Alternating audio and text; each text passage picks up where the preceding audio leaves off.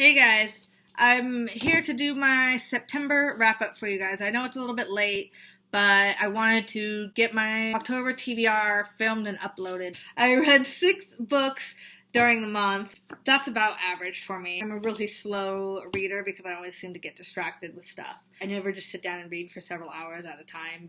I want to, I wish I could, but too many other things distract me. I read 6 books, but I'm happy with that. And let me just tell you about them. The first one I do not have with me. I already gave it away. That is Fahrenheit 451 by Ray Bradbury. This is a classic, but it's more of a modern classic.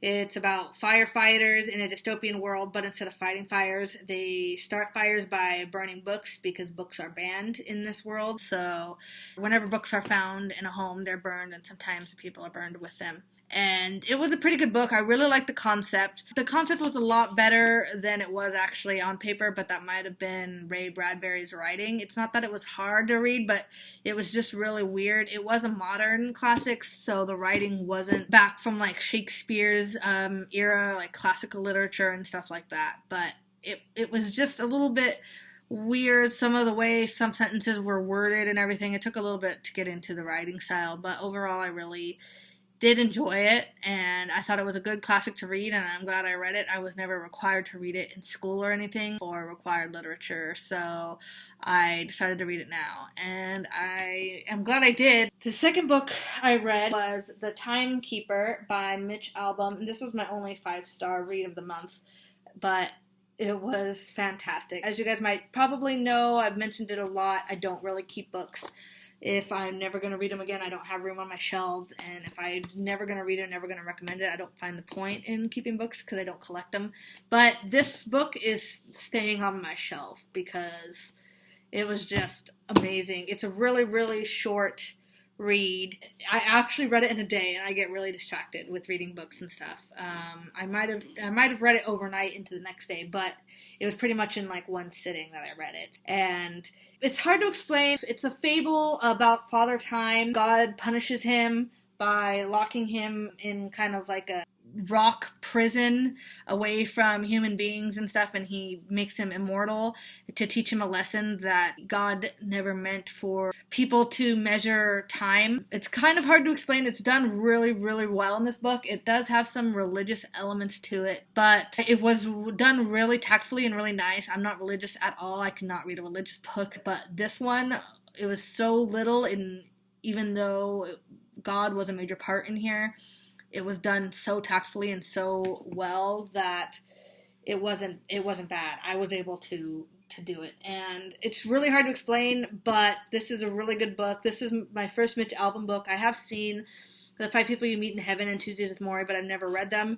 This was the only Mitch Albom book that I owned, and I decided to pick it up. And then as soon as I picked it up, I had to go to the used bookstore and try and find his other books. I did find all of them, actually, and I picked them up all but one because the other one was a super, super religious one. I am definitely looking forward to getting the others. His other books are as outstanding as this one, which I feel they might be because Tuesdays with Morrie and The 5 People You Meet in Heaven were amazing movies. He might be one of my favorite authors because he's just outstanding. And I did want to share a quote with you guys from the book. It's at the very beginning, and as soon as I read this, like, I knew that I was going to be hooked, that I was going to just read this book straight through because the writing was fantastic. The quote was just amazing. I couldn't even... I just read it and I was just like swooning. I was in love. It's at the very beginning. So I knew that this was going to be fantastic. It's pretty short. I'll read it to you. Try to imagine a life without timekeeping. You probably can't. You know the month, the year, the day of the week. There is a clock on your wall or the dashboard of your car. You have a schedule, a calendar, a time for dinner or a movie. Yet all around you, timekeeping is ignored. Birds are not late. A dog does not check its watch. Deer do not fret over passing birthdays. Man alone measures time, man alone chimes the hour, and because of this, man alone suffers a paralyzing fear that no other creature endures, a fear of time running out. And that quote pretty much sums up why God was mad that this guy created time in the first place and locked him in a prison, but he eventually comes out and meets these 2 people whose stories come together. One is an old man who wants more time, and then the other person is a young girl who hates her life and wants to die, so she wants less time.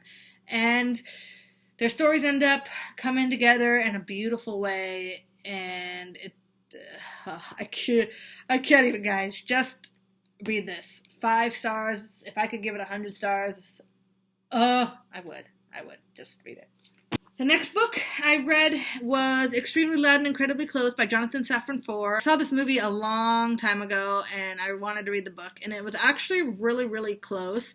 There are a few things that were left out of the movie, but like most things are, that weren't, really imperative to the story and for time constraints. I gave this book 4 stars. For those of you who don't know what it's about a 9-year-old boy named Oscar Schell. He loses his father in 9/11 in the World Trade Center, and he finds, after he dies, he finds a key in a vase in his father's closet, and he thinks it's a clue for him, because his father and he did a lot of reconnaissance missions, stuff like that. And so, like, a lot of clues for each other. And his dad was really smart, and he really admired him, and he thought that the key was a clue for him from his father. So he goes on a quest to find out what the key unlocks. His goal is to try and get closer to his dad. He thinks his dad left him some kind of clue as to why he left, because he's 9 years old and he still can't wrap his head around it. And I gave this book 4 stars. It was really good, but I did have some issues. I really liked the writing style for the most part, but there was obviously something wrong with this narrator. And even in the movie, he mentions to one of the people who he talks to in the movie that, I was tested for Asperger's, but the results were inconclusive, and that kind of makes sense. But in the book, there was never anything explained.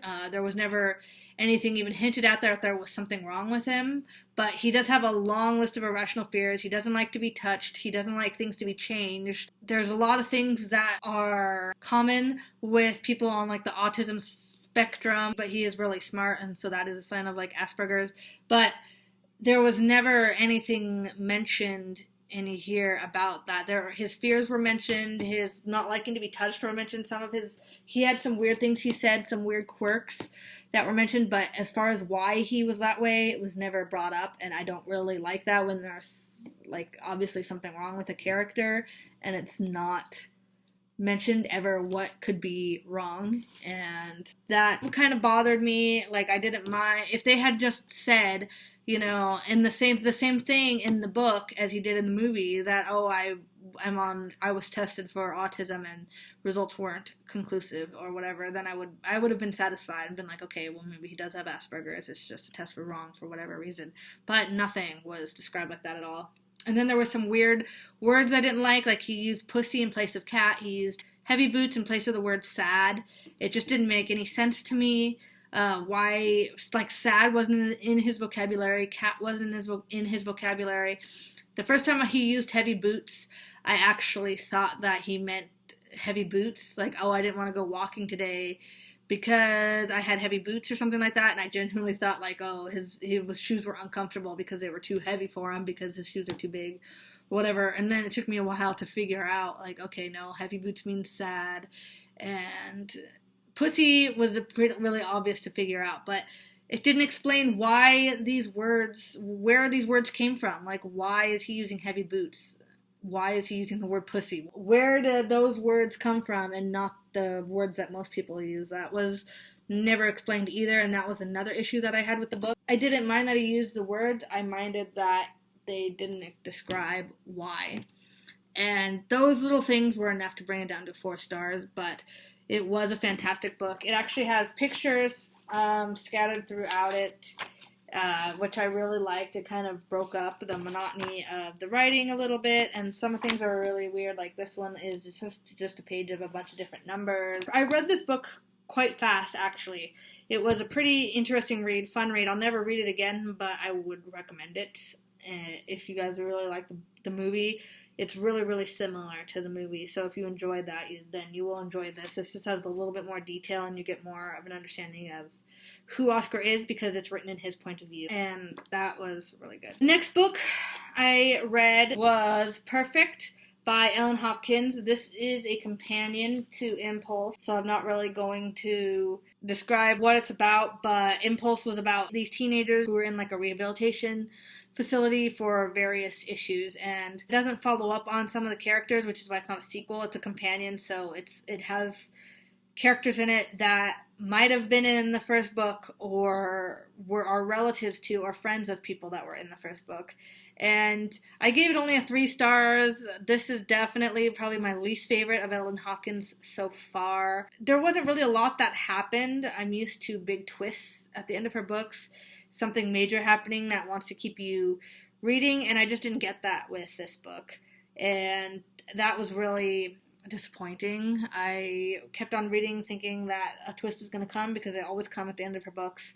And that's the only thing that kept me going. And so then when I found out I finished reading the book and there was no twist at the end, I was really disappointed. But I'm glad I read it. I'm almost done with most of Ellen Hopkins' books now. I only have a couple left to read of the ones that have so far been published. So I got that out of the way, and it was okay. It was 3 stars. The next book was What Janie Found by Caroline B. Cooney.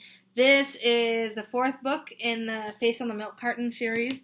This was the last book for like 15 years or 20 years or something, and then she came out with one more book after. So this was written in like the early 80s, and then the last book, the 5th book, came out in like the late 90s, I think. I don't know why there's another book. Honestly, I haven't read that one. I'm planning on just stopping at this one because this was the original quadrilogy.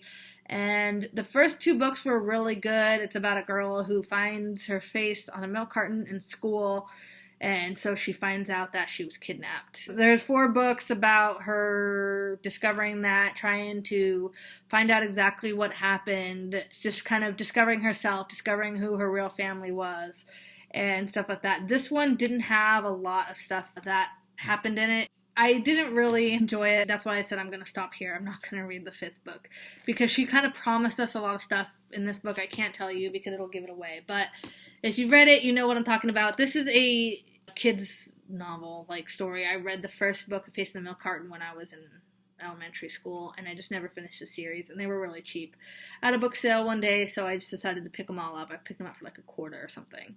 And I wanted to finish the series. They're really, really short. We were promised a lot of things in this book, and she didn't deliver, and I was expecting the stuff to happen, and then at the end of the book I find out it doesn't, and it was just a major letdown. Like, I honestly felt like this book did not need to be written. There was absolutely no point in this book at all, because we didn't get the answers that we were promised. I didn't really like it, and I'm not gonna read the last one. The last book that I read for the month was on my Kindle, and you guys all know what the cover looks like, so I'm not gonna show you.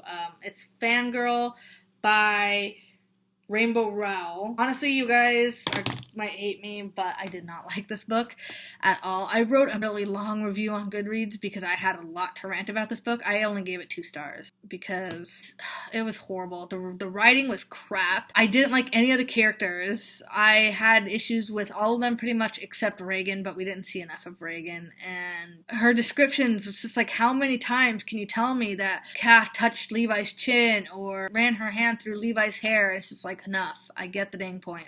And then all of the excerpts of Simon Snow were just stupid because she was copying Harry Potter, and it was nothing like Harry Potter. It wasn't as good as Harry Potter at all. They were really boring. But Levi mentions Harry Potter in the book, so it's like they exist in the same universe. So it's not that book's version of Harry Potter. Harry Potter exists as well as this Simon Snow character. So I didn't really like that. They shouldn't exist in parallel to each other. It was a mess, to be honest.